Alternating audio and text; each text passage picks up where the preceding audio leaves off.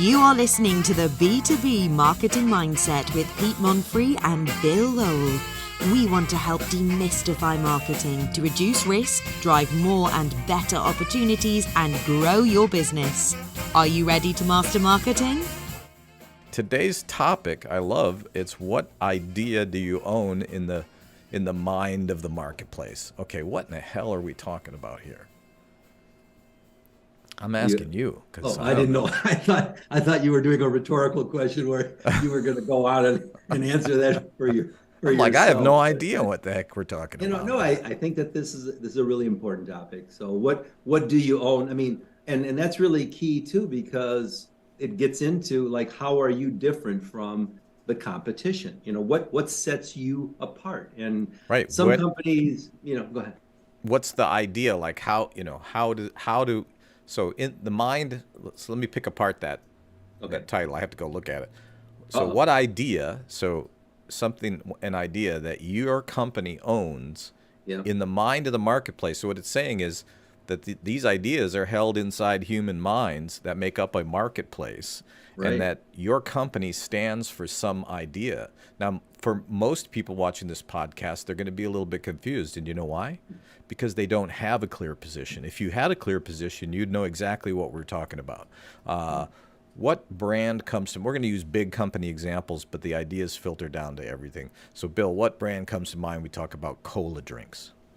Well, I think Coca-Cola is obviously, Coca-Cola is it. So they're over time, so first of all, they were first, right? But can I interrupt you for just 2 seconds? Yeah. I think it's in the mind of many, but I want you to finish your thought. But I do believe some of the younger generation might say Pepsi, but it just depends. I think it might be a generational thing, Well, see, that's the subtleties of positioning. If you look at it over time, well, first of all, without backtracking too much, so Pepsi or Coca-Cola kind of it owns the mind share and it owns the category of cola drink, because there was a time that there wasn't Coke, if you can imagine. And, in the early days, it always helps to put addictive substance in your product. So take some notes on that. But there was really nothing before that, and it was very unique when it started. But then Pepsi, right, number two on the if you look at the category as a ladder, they came second, and over the years they've switched places now and again. And Pepsi intentionally, so this is so interesting. Coke's positioning statement is the real thing. What are they saying? What idea is it? We were the first. We're it. We're the cola, right? Pepsi's like, we're the new generation, right?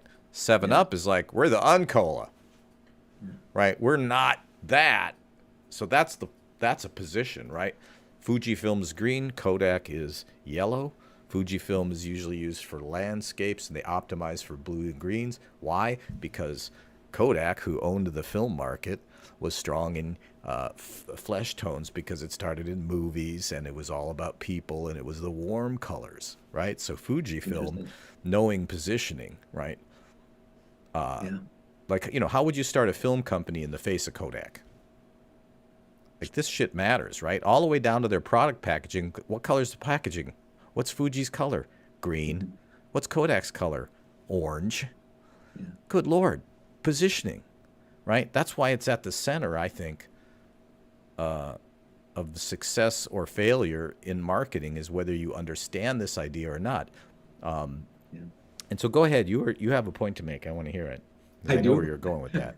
I was going to make a comment, though. I don't know if you've ever seen the show, The Cola Wars. It was on the History Channel. That was actually fascinating, and it kind of told about how it all got started and how Pepsi came in and everything. So, it's, if anybody's bored someday, I think that's a great show to watch, and that will give you some more insight into, I think some of the positioning and how they did that. But in fact, that's the example from the book, sort of the seminal book by Reese and Trout. Here I have on the slides here the cover of it. It's called the Marketing Classic. Now, I guess it says on this book, Positioning: The Battle for Your Mind, How to Be Seen and Heard in an Overcrowded Marketing Place. So this is kind of where these ideas come from, Reese and Trout, and you can look that up. I really highly recommend. It's a short book, but it's a groundbreaker.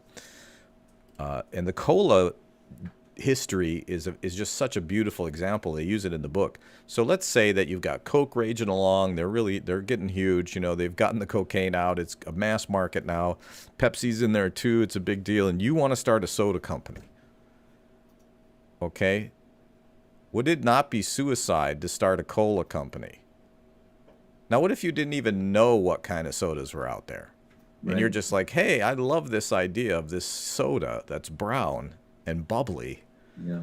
and maybe we'll put some cola nut in it. You're going to die, okay? But these guys, and they had, I wish I had looked up the name. Maybe somebody could look up the original. Could you look up the original name for 7-Up? What was their original name? So they got the name terribly wrong, but they got the idea right. They started a new category, the first of its kind, called lemon lime drinks, right? And then their statement was, lemon lime soda. we're the uncola. Okay, so say it again. I can't see that far. Bib label. Bib label, Lithianated lemon lime soda. Bib label, lithianated lemon lime soda. That's a marketing dream. We could do a lot with that, couldn't we? How's that go on a label? Exactly. Holy cow. What do you mean? Who could pronounce it? Who could tell your friends about that, right? Yeah, I want to tell you about this great soda, but Yeah. forget about it. Drink Yeah. Coke. But I they think called it I think 7-Up. it's made in another country. It must be. But I love the positioning. The real thing, they start a new category. Okay, do the same. They use this example too. Premium writing instruments. Whoever thought of that? So if you were in the 50s and Bill is like, yeah, I'm starting this company. We're going to sell these like $1,500 pens. Oh, hell, we got a $5,000 one. They'd be like, are you out of your mind? This Bic was like 32 cents, right? That's your competition. Positioning, right? And so Mont Blanc started this, I think in about the mid-50s. And guess what? They own that category, right? Hertz, we're number 2. We try harder. They're literally talking about their place on this ladder called a category, and the position is where you exist on the ladder. At the top, you usually own the market, and if you look at Coke and Pepsi over the years, they've swapped places, but generally Coke has had the biggest market share. Now it's a lot blurrier because they own all these other brands, but it still works out the same. Yeah. So what, as a UT, I'm in Texas, UW professor, I mean, what do you teach about positioning? Well, a lot of different things, but I think the important thing is, well, I'm going to give you a couple of different takeaways, but then I'll kind of get into it a little bit. But to me, one of the most important things is really having a deep dive of your target market or the customers, or like we talked about the marketplace, because how can you understand where you're positioning or how you even want to go about it unless you understand the marketplace or the people that you potentially are going to go after and target. So I think that that's key. The other thing that I would tell you is, and I see this goofed up all the time, and I give you an example of this. I'd like to see consistency, not only in everything, but including the employees. So all of your messaging, everything's got to be consistent when you're going to start implementing it, because I think that that's important as well. I'll give you one example. We have a client, and it's in the medical facility, but they have a specialty area, and I brought in one employee, and I said, by the way, this was privately with the owner of the company. I said, tell me what you guys do. And they blah, blah, blah, made no sense. Okay, fine. I said, bring in the next employee. They bring in one. What do you guys do? Or what are you good at? Same thing, but totally different than the first person. Third person came in, same drill, another different story. And I'm like, okay, how are you guys going to position yourselves with, not only your patients, but in the marketplace if you constantly are all having different messages? And by the way, there was a patient there, and I said, do you mind bring in one of the patients? Let's just see what they think of you. They had a whole another one position. So it's like, oh my, I was just, Well, that's why we say a clear position. If your position is messy, and you know what, I'm going to admit mine is. Okay, I do a lot of different things in my life. A lot of it's behind me. It's confusing to people. I accept that. But if you're not even thinking in these terms, chances are you're not meeting your goals. You're not growing the way you want, right? Yeah. So you're talking about being consistent, but you also mentioned something super important. Positioning is always in relation to something else. Yes. right? So Yes. you were, I think, saying before the program, you said, companies that don't have competitors. We get this sometimes, and I just recently had, we don't have any competitors. We do, or they'll tell you that, And it's usually on some technicality, right? Yeah. It's what I try to tell them is, look, the reason you have competitors is because your customer has options to solve their problem. Right. You may have a unique solution to that problem, but there are other solutions. And so those are competitors. But if you don't do a particular type of research, positioning and messaging, competitive intelligence, it's going to be impossible to position yourself, because what are you positioning against? You don't know, right? So you could be super consistent on something and be duplicating your biggest competitors. That's like, let's go into business and call it Coca-Cola. I mean, it's just not going to work. And then, of course, consistency, but knowing, mapping out the marketplace. And even if you're very, very, when you become very fragmented, your market, when there's just too many companies to analyze, you can kind of get a sense of it, right? Like, in my mind, you own the research idea, except for there's a lot more to you than that, right? Yeah. But it's like, that's how the human mind works, like one thing at a time. Yeah. I mean, and thank you for saying that, because I believe that we do, but one of the ways that I like to position ourselves with the research is our position is we can take research and bring it to like a USA Today style newspaper, or making it where anybody can pick up our research if they're within the company and be able to understand it, because we've had so many organizations drop research data on us and say, can you tell us what the heck this means? Right. And we do it, but it's like, that tells me that the industry didn't do a good job. And so the competition is, they're spewing out numbers and all this other kind of good stuff, rather than, as you always say, Pete, which I really appreciate, is what are you solving? What kind of problem are you solving for your customer? And that is part of the positioning as well. It's like, what are you solving? Well, this is why there's this huge element called authenticity. It's not enough just to say that you're X and that makes you different. You have to actually be that and deliver on that promise. And that is the hard part. But here's the really good news, guys. Well, the first good news is we do this every Thursday at 11. The first good news is plugging the program, because we want you to join us here. And we do this because we want you to know more about marketing and not get taken to the cleaners and be successful. So that's why we do it. We put a lot of energy into it. We've got a lot of help doing it. We appreciate everybody that forwards it, likes it, shares it, comments on it, argues with us. We really like those people. Heckle us, people. But if you're not authentic, if it's not real, again, it's just not going to work.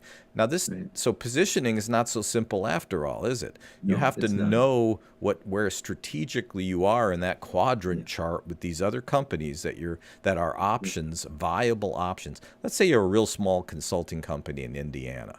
Are you going to go study McKinsey? You might, just to kind of get a feel for what the biggest companies in the world are saying, but you're going to be looking at Jones Consulting over in the next town. What are they saying about themselves? Now, this is the good news part. Most small, mid-sized companies, you go look at their marketplace, no one has a strong position. No one does. So I always tell my clients, advantage you. We're going to figure out what authentically makes you different, because we understand the marketplace. We're going to help you develop that in terms of creative and language and messaging and all that. And so that it's clear. And now the employees are coming in and saying pretty much the same thing. Think about the impact on your business. Right? Well, when you say that they're saying the same things, I mean, that's the important part of, like, what I would call, it's still part of the positioning process, but that's critical. Is like, okay, what are we going to do to put this all together and implement this strategy that we put together, or whatever, including our employees, letting everybody else know, putting it on our documents, on our social media. I mean, getting how that does it message manifest? Out. Absolutely. I think that that's part of the process. You can't just say that, we're this consulting firm and whatever you want to say about them. You've got to actually implement those things that you put together. So well, and that can be pretty difficult. honestly. Yeah. And I think that's why we're always advocating having a plan. I mean, all a plan Right. is an organized way to make decisions. I don't know why it has such a bad reputation. Plan, why, that's a 4-letter word. It's like, no, it's real simple. It's like, this is how you get to implementation. So implementation gets really, you can invert that and say implementation gets really hard without a plan. Right. That's, I think, why a lot of companies stumble. And so when you look at your position, it's so central to who you are as a company and your value proposition, because you're saying, you're saying this is who we are, what makes us different, what problem. The guy that I love is Jeffrey Moore. So you might have read Crossing the Chasm or Inside the Tornado, technology guy, marketer, Jeffrey Moore. And I like there's a lot of different templates on how to position yourself out there. And so we like Jeffrey Moore's, but there's, 5, 6, a dozen of them. You kind of have to choose what fits for you, but they all have something in common. They tell what your value is, and they tell what makes you different in a few sentences. Hopefully 2. And Jeffrey squeezes in the brand name, the category, the problem you solve, for whom you solve it, what they get from it, the benefit of it, and what makes you different in 2 sentences. So that's powerful, right? And so, we'll post up in the links a link to the Jeffrey Moore positioning template. But I want to, I have a funny story, but I'll hold it for now. But when are some times that you've run into companies that had an inauthentic position? Can you think of any off the top of your head? Lots of times. I mean, but you talked about the messaging research. I mean, there's a lot of times companies will hire us to kind of help them figure out where they are in the marketplace and how they stack up, and so that they can turn it over to somebody like you to help them develop their positioning statements and what makes them unique and everything else. So, or they could do it themselves. Sometimes if you have the data, it's just self-explanatory, right? Yep. It's like I'm no genius. It's just that's what the data says. And, but I think you said something about clients that say, what makes us different is quality. Yeah. Well, I'm gonna date myself. Tell me about like going back into the early 2000s and the late 1990s, there was a quality movement. You know what I mean? And my goodness. And so everybody would say that, and then I would always say, okay, but that's so like it's our quality of our services or quality of our products, and I always say, okay, that's wonderful, but what else have you got? And they'd say, well, like, what do you mean? Our quality is the best. It's like, I don't care. There's got to be something else, because in my opinion, quality was an entry point in order to be in that category, or great service is what the customers are expecting. So what else have you got? It's also the exact same language every single company uses. Here's the test, okay? Here's the test. Yep. Take the logo off your site, put a different company's logo on there. Does it still make sense? You have a positioning problem. Yes, I love that. That's a great example. There you go. Yeah. You're using all the same pictures that everybody else is using. In fact, worst case scenario, you formed a committee. You told the committee to go out and get all the brochures of the competition. You put them all on the conference table, and then whoever's in charge says, "Look like that." Have you seen that? I've actually seen that happen. And they're like, "We're getting killed." Yeah. Yeah, you're not different. Let me throw a question to you if I can. So let's say that somebody's listening to this podcast and they're going to start putting together their positioning statement, or they're going to put this all together. My question for you is, and then let's say 5 years later, is it important for them to revisit it, or do you stick with that consistency, with that positioning that this is who we are? So what do we do? What do we do? Boy, that's a great question, and you're probably setting me up because I know you know the answer, but I don't know if there is a real answer, because if you really get it right, then no, you shouldn't change it. Coke is the real thing. It always has been. In fact, even though they've changed even their trademark logo over the years, they do it so subtly you don't notice. Now, the reality of the market sometimes is different. You need to pivot. You need to change. You need to reevaluate where the market's going. Maybe you've changed the services. Maybe you've decided the problem you thought you were solving is not as profitable as a new problem that you found that you can solve, right? And that maybe happened over the last, or hell, maybe COVID comes. Who knows? But yeah, I think you have to be constantly reinforcing it, making sure you're still relevant, talking to your customers, monitoring the marketplace. It's a constant stream of data. And so I guess the answer is yes and no. How vague can I possibly be? No. I think what you're saying is it depends, but it's important to monitor it. I mean, You gotta so whether monitor you it. change it or not, you still should be paying attention, right? It's also messy, right? Like you can Yes. have all the plans you like, and you can have your very careful wording and branding and your precious little brand that you release out into the world, and it's all polished, and you spend like 3 years making it, right? And the first thing that happens is another bigger brand comes and poops right on it. You know, it's like there's things you can't control. And I think we were talking about cars, like you know, when I say Volvo, what do you think of? What idea comes to your mind? Volvo. Yeah. Are you really asking me that? Bill's going to say something crazy. No, But most I'm not. people say safety. Oh, see, I'm not crazy about the Volvo, so I guess maybe that's why.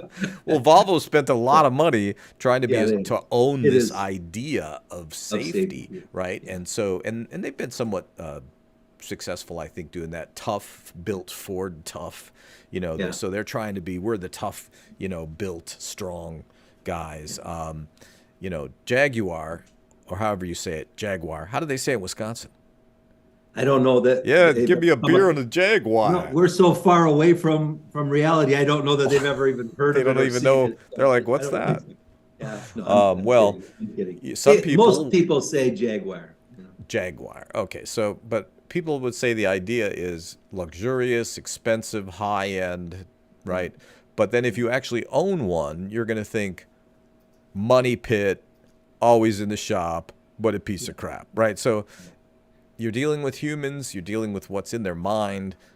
It's never going to be perfect. You're going to pick up debris as your brand goes along and your position. But if you keep coming back to that North Star, that center of what makes you different, what is authentic, what is your value, what problem do you solve for whom, what is your position? And it can be kind of mundane. You don't have to like reinvent the world. Let me share this story. Yeah. Our positioning is that we are it's experience you can count on, right? Well, that doesn't sound very earth-shattering, does it? Unless you understand the marketing industry. Can you know, does the marketing industry have a reputation of people that you can count on? When they disappear in the middle of campaigns and humongous projects, or you know, and honestly, the marketing industry has become very youthful. Always has been, actually, even from the Mad Men days, right? And so, you know, experience is actually something that our research and our clients and everybody tells us that's really what they want. They're hiring us for our expertise. So instead of us getting fancy, like you'd think a marketing firm would be super fancy, right? No, we're going to be super accurate and tell you what authentically makes us different and unique. Not totally unique. I'm sure there's other experienced firms you can count on out there, but a lot more of them are the opposite of that. So if you didn't know much about the market, you'd say, that's weak. If you knew the market and you heard how people complain and what their issues are and their problems are, the you know, experience you can count on is something that actually means something to people. And so it's very, I guess my point is, you know, I get fired up because I love this stuff. My point is, it's very personal, I think, to the company. Right? It is. It's not a template cookie cutter thing that you can do. But it is very personal. And one of the warnings that I would tell somebody is don't fall in love with it so much that you're complacent with it. So that if something does change, or you come up with something better, or like you were talking about, the marketplace changes, you come up with different services that you provide, maybe you need to tweak it a little bit. But you know, those are key. So, right. And you know, your positioning, well, you think about this statement, it's 2 sentences long, right? You might, I think it's the idea that you're going to arrive at the perfect positioning maybe the first time. It's not really. I mean, you're going to get close, but over time you're going to tweak words. Every single word in that positioning statement, whatever format you choose, it should pack a punch. It should mean something and be there for a reason. There should be no fluff in there, no pejoratives. You know, I'm sure this drives you nuts. What do you think when you read any sort of business writing that has an exclamation point in it? He just laughs, right? I say, you know, yeah, exactly. That's what I think. But now people are doing double exclamation points. Oh, because we're different than the last person that did that. So that should be a double bell ring. Thank you. It's just, that's not believable, right? It's just, you leave that shit out and be authentic, right? Maybe you're a little quirky, be that thing. People love authenticity, but if you claim that I'm trying to think of an instance where there's a marketplace where great service is actually a differentiator, unless all the rest of the competition will be like, well, we sort of suck at service, and then you're like, we're great service, and now that makes sense. But I can't think of any. But it to your has to point, transcend the normal things and be something super relevant to the customer. You almost can't do a real positioning job without customer research. Right. And to that point, by the way, I would encourage people that once you develop your positioning statement or that you create it, you might want to test it with some of that target audience too, just to see if it's delivering what you were hoping that it was going to do, because you might tweak it just a little bit based on some of that test research. But I've seen that. So that is kind of the realm of the bigger companies, and I think the measurement is this: should you test it? How much should you test it? Should you not bother with testing? It depends on how much risk change is going to be and how much it's going to cost to change. I'll use the example of a logo redesign, right? Let's say that you're a company where changing your logo means changing $100 million worth of other assets that have your logo on them, right? TWA or something, okay? That you might want to test, So that's always been my measure, is like, how disruptive, how much work are you going to have to put in? And, think about it for a second. Let's say your positioning significantly changes, which many companies did because of COVID. They pivoted. I know we did. All of a sudden, how you describe yourself doesn't fit, right? That's kind of a big problem, I would say. And so, getting that right, and so you think about it, okay, well, if we change it, what is it going to take? Well, if it really is changed, it may make all of your website, for example, obsolete. And a lot of people's websites are pretty bloated with a lot of content, and everything is based on this whatever idea they had before. And so it could be a big deal that you want to test. I mean, I think it just depends on your risk. I think if the data is clear and you're working with people with experience, it's going to be hard to go wrong. We know what to look for. I would agree with that too. Absolutely. But positioning, we talk about it a lot on this program, I think, just because it is that important.